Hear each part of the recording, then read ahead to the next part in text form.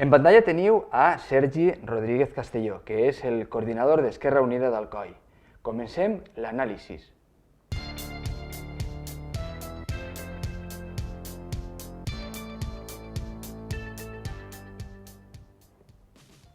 Una vegada més, així en l'anàlisi, i anem a fer això, anem a parlar de política en Sergi Rodríguez, com heu vist fa uns momentius, benvingut a Pàgina 66. Gràcies.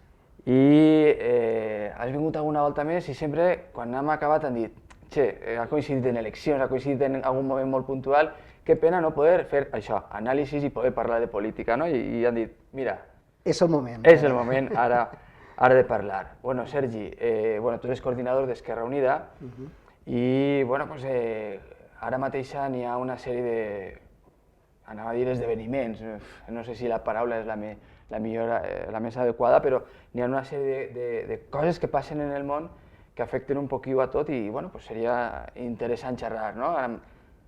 Suposa que és el final de la crisi, podem parlar d'això, podem parlar dels problemes amb el jihadisme, amb aquests atemptats que ha hagut fa poquet en París i que estaven en tot el món encara que no s'enterem tant, no? Està el tema del canvi climàtic, que sembla que ara, després d'aquest parèntesi que ha suposat la crisi, torna a parlar d'ell. Com està el món, Sergi? Està prou malferit, diria jo, no? Estem en una situació molt crítica a tots els nivells, no? En quant a les relacions internacionals, el fenomen que està donant-se de la guerra, diguem-ho així, no? És un tema que ens afecta a tots i que, a més, és un tema molt, molt perillós, en el sentit de que va determinar la vida de moltíssims ciutadans, ho està determinant. Malauradament, les guerres sempre tenen aquests efectes que perjudiquen a la gran majoria de la gent, de ciutadans. Això que estem vivint, tu parles de guerra, és una guerra d'una altra manera, és a dir, els romans, quan anaven a lluitar, es quedaven hora i dia, es posaven allí i es posaven a rear-se. Després va inventar allò de la guerra de guerrilles. Correcte, ara és molt més complicat, molt sofisticat, però continua sent la guerra de sempre, és a dir, la guerra provocada pels interessos dels més poderosos per a mantenir el seu estatus. És a dir, és mantenir el poder econòmic i assegurar-se les energies fòssils i assegurar-se el domini del món per al seu propi desenvolupament, per al seu propi benefici. No és d'ara, és de fa molts anys. Tu te'n recordes de la foto aquella fixa del Triàngul de les Bermudes, del Bush, de l'Aznar i del Blair, declarant la guerra a Iraq, i abans d'això el colonialisme i l'imperialisme que durant molts segles ha estat xafant els països productors de petroli o els països que tenien en el seu territori uns béns que al poderós li inquietaven i tenia, evidentment, la intenció de controlar-los. I això és la guerra que s'ha desertat, no és ni més ni menys que això, no? Ara feia poc feia unes declaracions el Tony Blair dient que equivocació van tindre al declarar la guerra, de tot aquest fang, de tot això, ve ara precisament el que ens està perjudicant al conjunt de la humanitat. I aquest és el gran problema, és a dir, el problema del colonialisme, de l'imperialisme, dels poders occidentals que han estat posant la bota damunt durant segles a aquells països i, a més, limitant les seues fronteres, posant a dictadors d'un costat o d'un altre per tal de sempre tindre controlat el benefici de l'energia i el benefici econòmic per a poder mantenir el seu estatus de desenvolupament econòmic. Per tant, és la guerra del capital, com sempre. No hi ha més ni menys. Hi ha un eslògan que a mi m'agrada molt, que la vostra guerra són les nostres víctimes. Sempre passa el mateix. A la gent normal de qualsevol part del món, aquesta lluita per el control del poder és la que ens està perjudicant històricament i ara encara de forma més sofisticada i més salvatge. Clar, quan tu mantens aquest estatus de dominació d'una part del món sobre una altra, l'altra al final es rebel·la i al final, quan estan durant mesos i mesos bombardejant ciutats com Síria i ciutats que la seva societat civil està completament desahuciada, sense perspectives de futur, la resposta, evidentment, és més violència. I aquesta és l'equivocació que tenim en el món, perquè culpem o intenten culpar a la gent que està patint la guerra desesperadament, quan no és això. El culpable de tot això és precisament és el senyor Bush, el senyor Aznar, el senyor Tony Blair i ara els actuals mandataris, tant en França com en els Estats Units, com en Rússia, com on sigui. Sempre que són països que no miren pel bé comú, no miren per l'avanç de la civilització, sinó que miren únicament i exclusivament per mantenir el poder econòmic a les seues mans. En el moment en el que estem ara, és a dir, perquè l'Estat Islàmic ja fa mesos que està actuant i està actuant en països més pròxims a la seva àrea primigènia.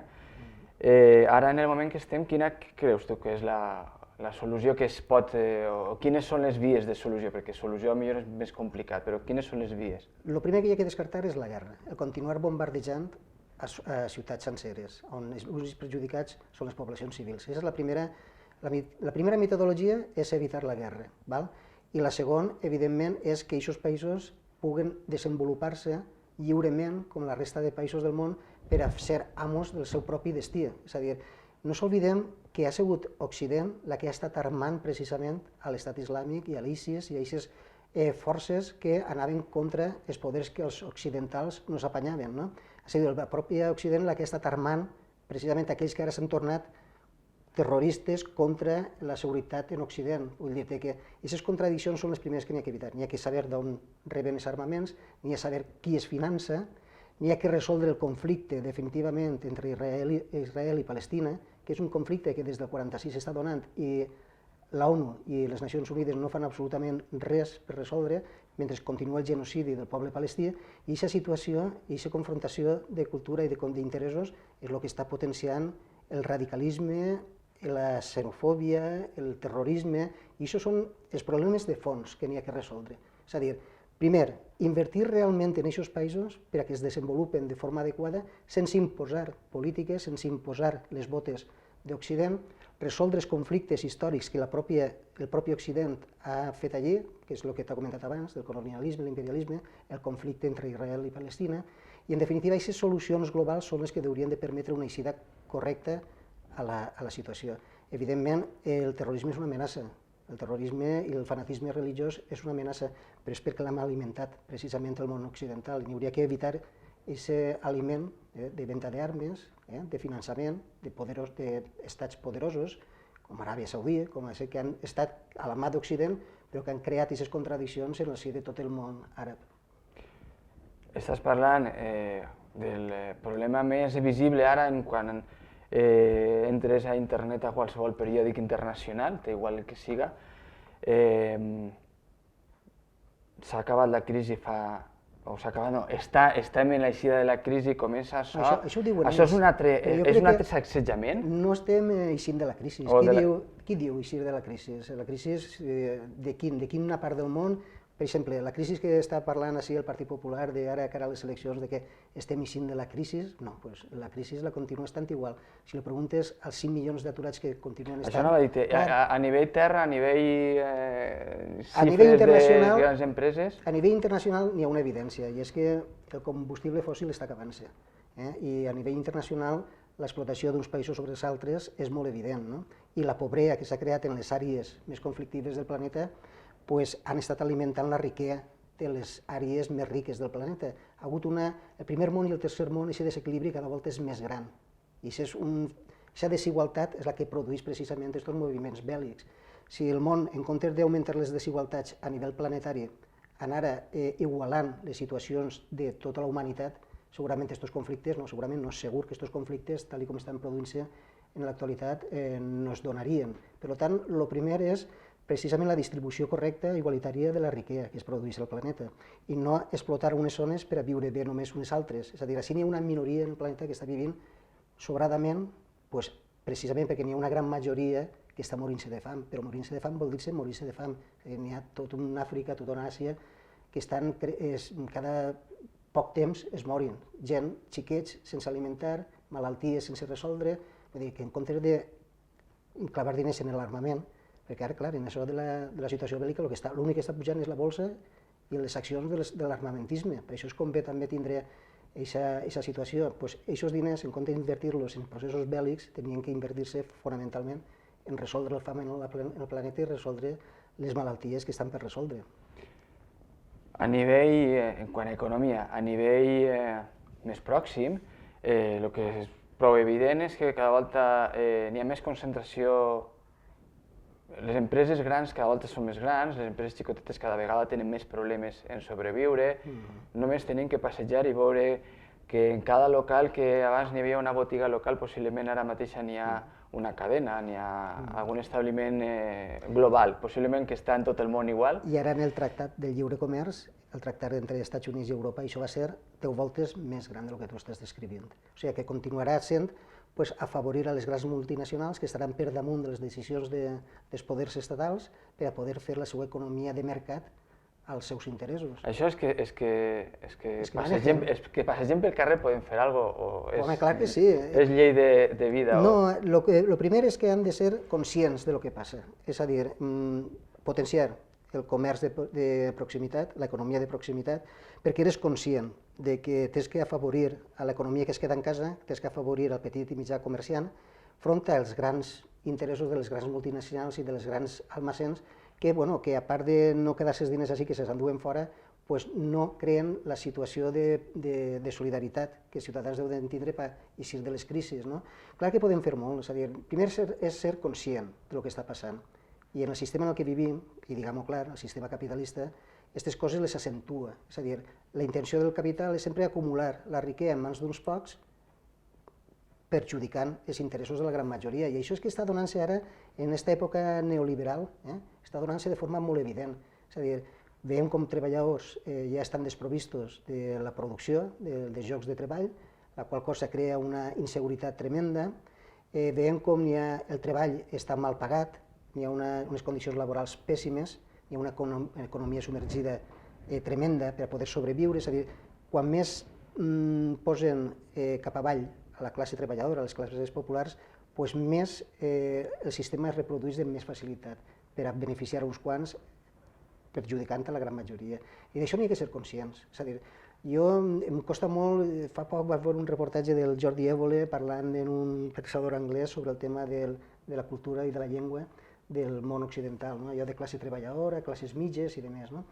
Com han sigut capaços de perdre aquesta identitat perquè la gran política ens du a oblidar-se dels nostres orígens i d'entendre que el que ens està passant és normal, que és una forma més del desenvolupament del sistema. És que d'això n'hi ha que dir prou, d'això n'hi ha que continuar defensant el treball digne, defensant que el treball té que ser per a tots, que no té que haver ninguna persona aturada, que tingui que incorporar-se a la vida social en les mateixes condicions que tot el món, que els diners tenen que anar a rescatar les persones i no els bancs. Vull dir, tota una sèrie de projectes que nosaltres hem definit sempre des de l'esquerra, perquè nosaltres sempre hem definit que aquestes alternatives al model de vida que tenim passa per superar el sistema social i econòmic en el que vivim.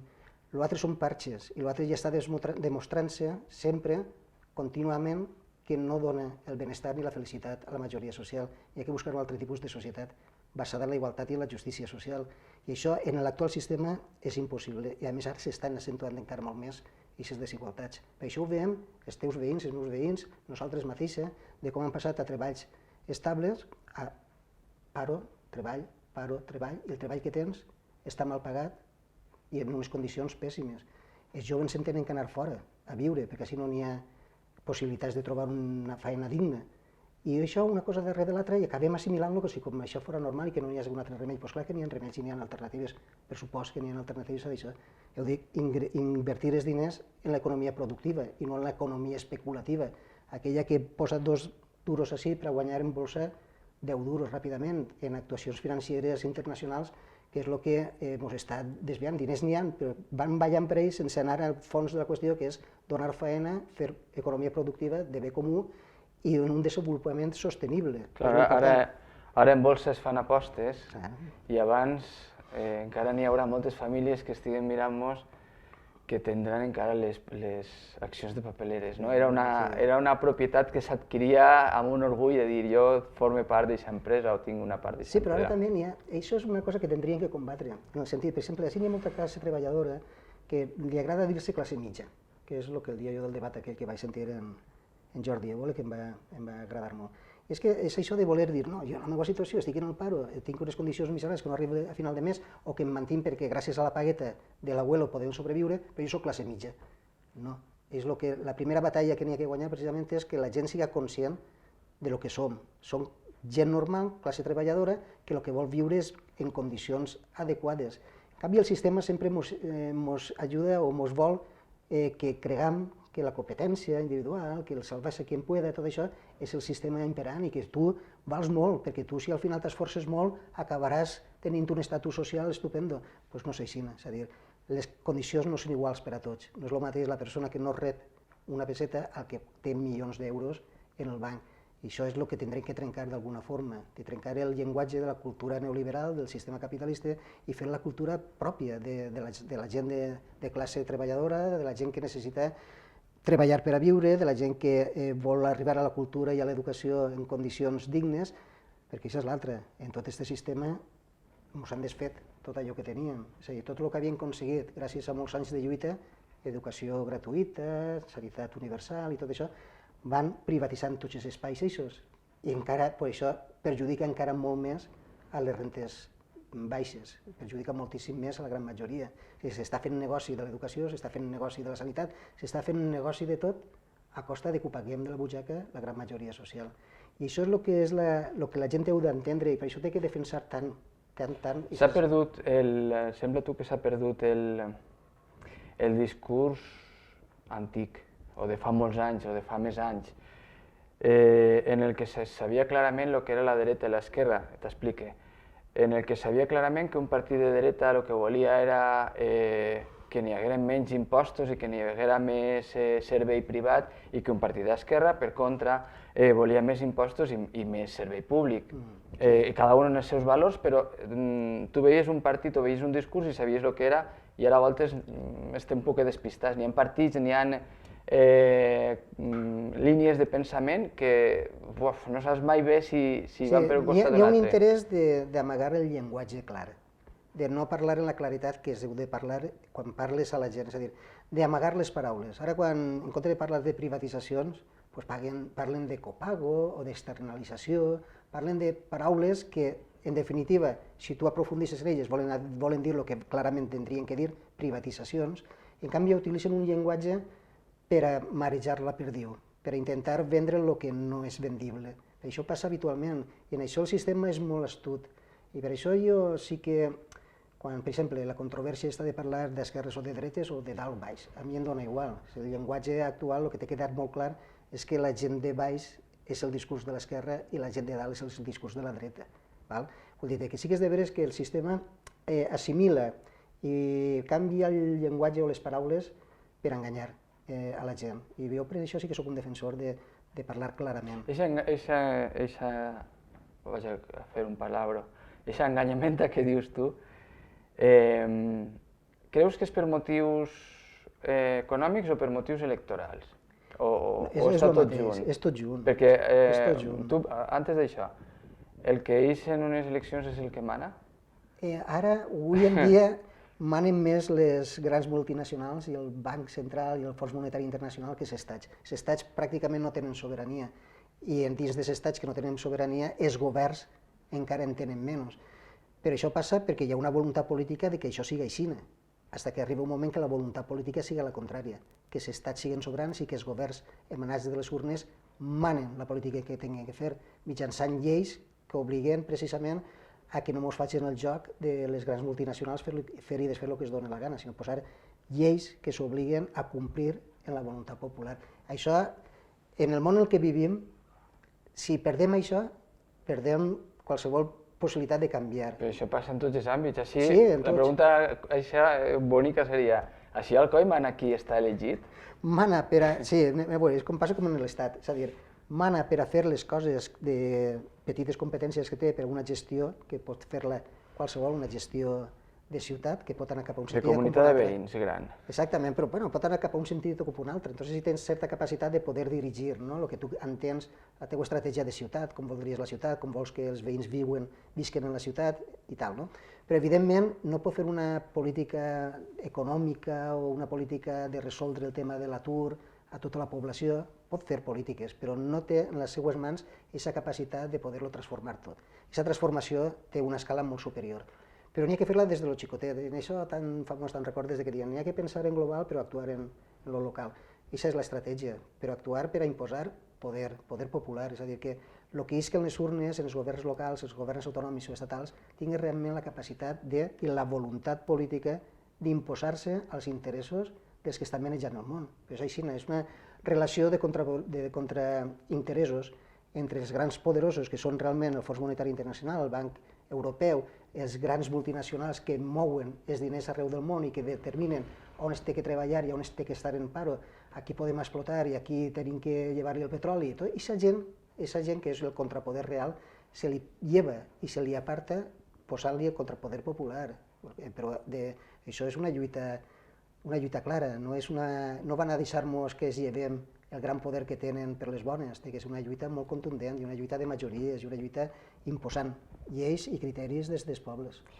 Has dit la paraula, jo crec que ni te n'has adonat, has dit el vot popular, el poder popular, i clar... Que no és el Partit Popular, no confondim.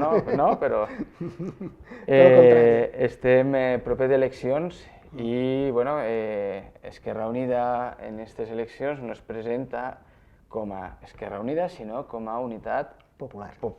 Sí, t'ho explico. Veus com ha vingut la paraula bé?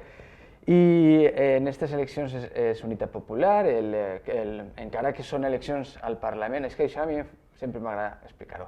Són eleccions al Parlament i no el president del govern, que ja eixirà del Parlament. Correcte. El cap de cartell, està clar, és Alberto Garzón, que es presenta per Madrid, però bueno, és el cap de cartell, el candidat que seria... El nostre president.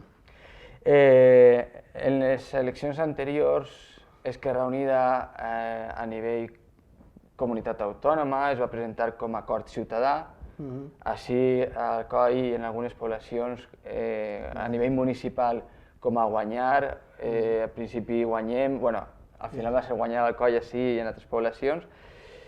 No penses que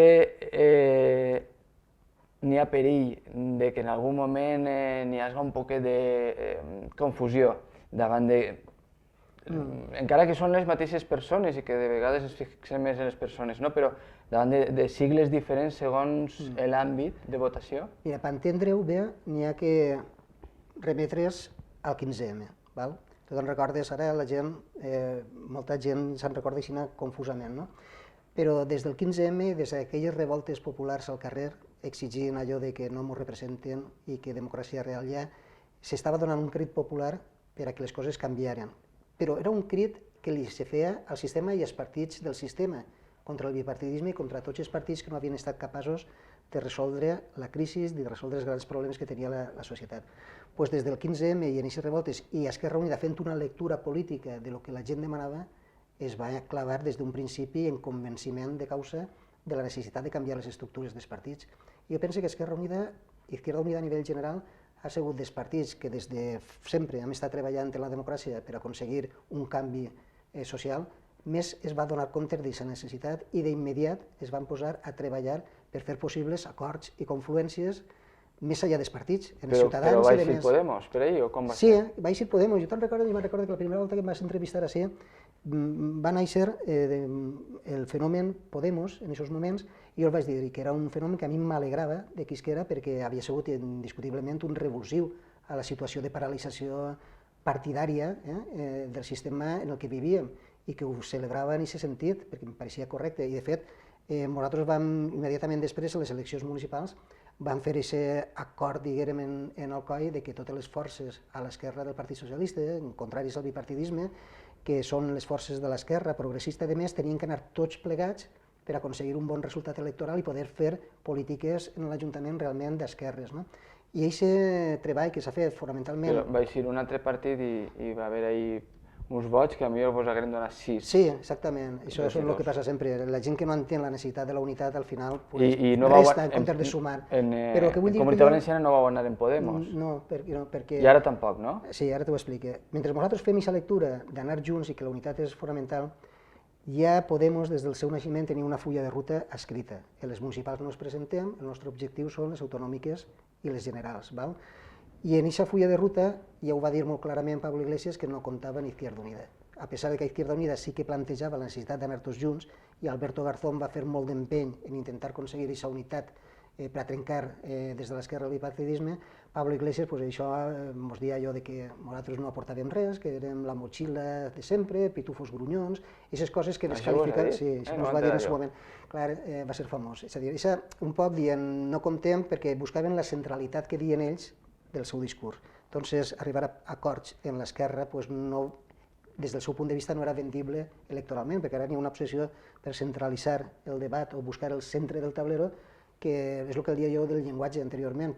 Nosaltres ens definim d'esquerres perquè tenim posicions d'esquerres i les defensem. El nostre no és buscar el vot fàcil o electoral o que la gent li agrada sentir, sinó intentar convèncer de la necessitat de que les nostres propostes són les més vàlides per a transformar la societat i avançar cap a polítiques de progrés que acaben en la misèria en la que vivim. Però bueno, a pesar dels nostres intents d'arribar a aquests acords unitaris, així en el Coi ho vam aconseguir, és a dir, perquè ho vam aconseguir i n'hi ha molta gent de tot l'espectre polític de l'esquerra que ha estat junts fent un gran paper en guanyar el Coi, i a més una bona acció municipal, i en canvi en les autonòmiques i en les generals no va ser així, malauradament. Ja m'agradaria a mi, el que tu estàs explicant això, a més ha sigut testigo de primera línia, perquè jo era el representant d'Unitat Popular per intentar arribar a un acord al País Valencià per fer una candidatura única des de l'esquerra al País Valencià, que no va ser possible, i era per això, perquè hi havia una predisposició que nosaltres no formàrem part d'aquest acord. Així de clar i així de lamentable, jo penso que és un error important. Però bueno, la vida no s'acaba el 20 de desembre, la vida continuarà, i jo penso que la unitat de l'esquerra i l'encontre entre gent de Podemos, d'Esquerra Unida i d'altres forces de l'esquerra és irremediable, s'ha de donar. El que sí que és de veres que s'ha de donar en una transformació global de tots, perquè tal i com coneixem les estructures d'ara, jo penso que n'hi ha que superar-les. I jo penso que Podemos, que va iniciar i que va tambalejar la política a nivell estatal i en les europees va donar un bon resultat, igual que nosaltres, ara s'ha equivocat en aquest aspecte i d'alguna forma jo crec que aquesta reflexió arribarà, perquè aquestes equivocacions no es poden permetre, perquè no podem estar perdent 4 anys veient com el nostre enemic comú, que és la dreta, continua tenint un suport electoral, un suport popular com el previsiblement pugui tindre, i això és el nostre repte. I concretant, Esquerra Unida està en guanyar el Coi, està en unitat popular i està en tots els espais en què no es creu única i exclusiva, sinó que vol compartir amb molta més gent la possibilitat de canvi en aquest país. I aquesta concepció de no seres únics és el que haurien de tindre clar altres formacions polítiques. Jo crec que això que estàvem parlant es veurà després de les eleccions, a partir del dia 20 i pico, perquè el 21 encara n'hi ha ressaca. I s'acaba, després del torró i després del cap d'any i tot això. I en aquestes que molta gent es tindrà que assentar a xerrar, serà més complex. Jo crec que en gener, després de Reis, ens tornem a sentar i tornem a fer així un anàlisi. Correcte, a més hi tinc això que l'Alberto Garzón, que és una persona que encapçala un projecte realment il·lusionant, tinga suficient suport i el millor suport possible precisament per a fer possible després discursos d'esquerres i d'unitat popular. Doncs ho analitzarem així. Tens que dur així a Alberto Garzón i fem l'anàlisi. Moltes gràcies, Sergi Rodríguez, i ja sabeu que així cada setmana anàlisis.